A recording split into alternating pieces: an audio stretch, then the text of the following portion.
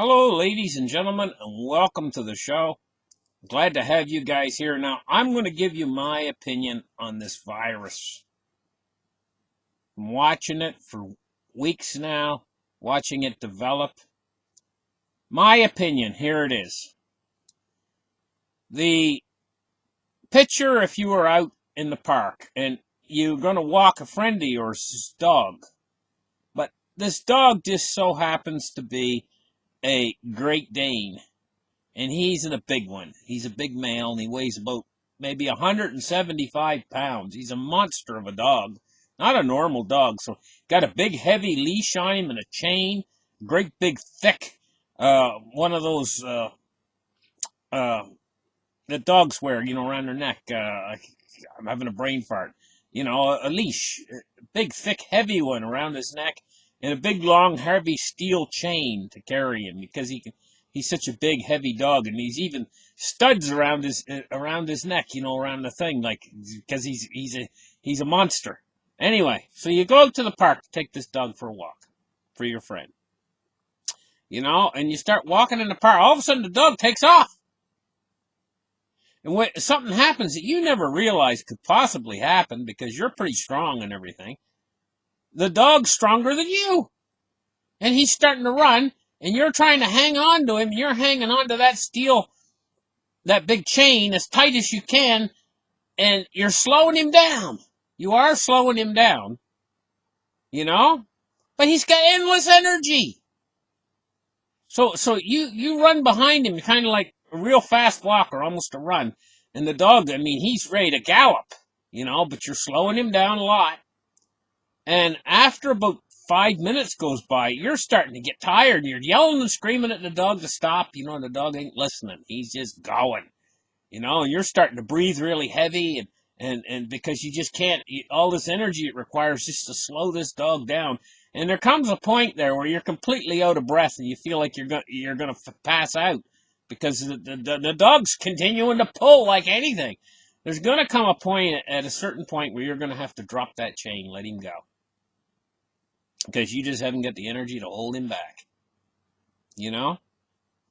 And that's the way with the WHO, the World Health Organization, and this virus right now. This is what it's like, Now, I'll tell you, the virus right now is replicating, or doubling, roughly around every 6.5 or maybe 7 days, something like that, right? But a paper came out from Los Alamos, talked about this virus, and it said that it replicates like, I think it was 2.5 days, something like that. The replication rate. I think what they're talking about is what would happen, how quick the virus would replicate, if the WHO was not hanging on to the chain and just letting it go. I think what the world is successfully doing is slowing its replication or its doubling speed. In other words, how long it takes to double the amount of virus. I think they've been slowing it down to like 7 days by hanging on to the chain. I think at a certain point, though, when it's starting to seed itself everywhere around the world, here, there, and everywhere, and you don't know where it's going to pop up a nest of it yet, next. You don't know where it's going to be. Pow! And there's a bunch of new people, and you don't even know where they caught it from. They don't know where that's going to happen next. And as this continues, I think that China, with their absolutely extreme measures of locking everybody inside their house and everything else, which absolutely destroys your economy, is slowing this thing down tremendously. And they're buying us time. But I don't think the world has ever dealt with a virus like this before. And the Spanish flu took like 2 years to spread across the world. I think if they let this thing go, it spread across the world in a matter of a couple months. And that's because this thing, you see the effects of it. Now, you're hearing my opinion on it. You see the effects of it on the cruise ships. When they put those people in quarantine, they basically locked them inside their room. I don't think they locked them inside the rooms, but they made them stay inside their rooms The captain probably come on the loudspeaker and said, everybody go to your rooms, your quarters, and that was it. They went to their quarters. Well, that should have been the end of the virus. I mean, when people isolate themselves inside their own quarters on a cruise ship, they're not communicating with anyone else. It should isolate the virus off and contain it at that point in time. But it spread like wildfire. So what I'm thinking in my mind is we're dealing with something that is so contagious that at this point it's like the big dog that's got boundless energy and ready to go. And I mean, it's the efforts it's going to take more and more and more as more and more cases pop up here, there, and everywhere. Could they get it under control at this point? Well, I'm just going to say it looks very bleak. So what we should be starting to think about now, and this is my opinion, is what is the case mortality rate and what sort of damage is this thing going to do to the world economy and to everyone? We need to know. We need to know what is it, what is everything about it? What are we looking at here? And, the numbers coming out of China and everything is, I mean, I don't think we have a real complete picture, at least not yet. But we need to have a complete picture of just exactly how can the virus, how long does it live on surfaces? We need to know that. We need to know how transmissible is it? How far can it travel through the air, and can you catch it from the air? We need to know that. We need to know how exactly how long is the incubation period? Is it more than 14 days? We need to know that.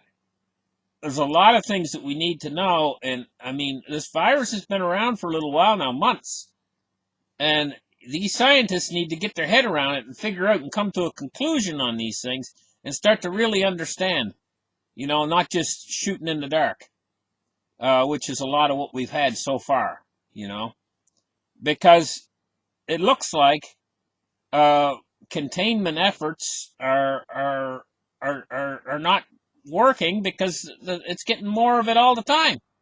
You see the numbers constantly going up every time you look at the thing. So let's take a look today and see what's going on with this thing.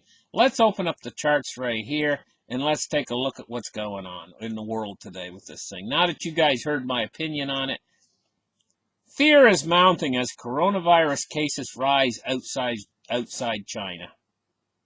And we got a picture of the WHO chief here, and he's got a bewildered look on his face. Like, he's got a look on his face like, what do we do next? World is approaching coronavirus tipping point, say experts. In other words, what their experts are saying is, what they mean by that tipping point is, we have to let go of the chain pretty soon, maybe. Novel coronavirus cases top 79,000 among worsening outbreaks in South Korea and in Italy. Now, with this virus, if you see people coming down with it, those are the people who've got so sick they've ran into the hospital for a test. But what about the guy out there who's just got the sniffles from it?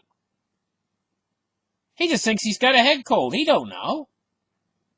And this is a difficult part of this virus, because the asymptomatic people don't even know they're sick. They feel great.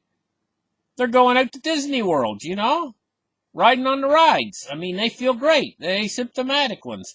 Now, this creates an army of people out there to the point where when you finally see one case that develops pneumonia or whatever, and he finally gets tested, there might be 100 underlying cases that they don't even know about. This is what's going on. Coronavirus live updates. WHO warns the world is unready for the global spread. Yeah, well, I've heard a lot about these countries, a month or two ago, talking about in the news saying, we're ready, we're ready. Yeah, now all of a sudden the WHO's saying that they're not ready. Okay, here we go. Dow plunges 1,000 points as coronavirus cases surge in South Korea and in Italy. Well, I've been telling you guys for weeks that the Dow is going to take a tumble from this. You ain't seen nothing yet. Yeah, it might recover a little bit after this 1,000 point drop on some sort of enthusiasm by some new monetary stimulus by the Fed or whatever. But then when news comes in later that's going to threaten them, that's going to be even worse, then it'll tumble again and even worse. The coronavirus outbreak, is it a pandemic yet? Question mark from the New York Times. Why some experts are questioning China's coronavirus claims. Yeah, well, I think what's going on in China is picture if you were a Chinese person, right? And you got sick with what appeared to you to be a head cold. Okay? And say it got kind of bad, say you were stuffled all up, and say you had really congestion in your chest and everything else, and you had a really bad cough and everything else. But would you want to go in to the newly built hospital with the bars on the windows? How long would you wait? How sick would you have to be before you would finally submit yourself to the authorities and go into that newly built hospital with the bars on the windows? How long would you have, how sick would you have to be if you lived in China? So how many of them are just so not sick enough to finally give in and go in and get checked? How many of them are there? Well, I mean, you could be seeing for every one that they say that has it in China, there could be 100 of them at home sick who's not reporting in, or 1,000 of them homesick not reporting in. You know. And so it says here, why are some experts questioning China's coronavirus claims? I don't think that it's the Chinese's fault, because the Chinese are only going to report a case when the person comes in and submits themselves to the authorities so that they can be thrown into the hospital with no windows, with bars over the windows. That's the only way they're going to come in. And so we're only seeing the tip of the iceberg. And it's not the Chinese government's fault, because the Chinese government is there waiting for them to turn themselves in. But they're going to stay home. They're going to stay home if like their lives depended upon it. 4 more soldiers confirmed of COVID-19 raises numbers of confirmed cases to 11. I wonder where that's at. But it's spreading through the military, and it's also spreading through jails like crazy. Cases outside China, 5 dead in Italy. Virus update from 3 hours ago. Bangkok, that's from the Bangkok Post. Coronavirus hits South Korea in the worst outbreak since China. Well, I'm going to tell you guys, I think that this whole thing is just actually getting started. And why I say that is by the numbers. Okay? It doesn't really matter if there's 5 million people that have it in China right now, or if there's only 70,000. That doesn't matter. When you look at the full Chinese population of 1.4 billion, what does 5 million would be just a start, and 70,000 would be just a start. And if you take a look at the population of the world outside China, billions and billions, look at the billions of people that live in India. Look at the billions of people that live in all these other countries. And the vast majority of people in the world do not have this virus right now. So what kind of an effect are you going to see if you switch from the vast majority of the people in the world that don't have the virus right now to the vast majority of the people in the world that do have the virus? What sort of an effect would you see if we're already seeing this kind of an effect just from a small minority, a very tiny, tiny isolated minority of people that actually have it? Okay? You guys think about that for a little bit. Okay? And think about the ramifications or repercussions of all that. And this is why I did my show about Japan yesterday, and I said what Japan needs to do, because I think Japan could possibly, I'm not going to say it will, but could possibly get hit really hard because of the aging, the demographics problem that they have with a lot of aged people in their country. And of course, this virus targets the elderly. Thank you guys for listening. Like and subscribe. Give me a thumbs up, and we'll catch you guys in the next show. Bye-bye.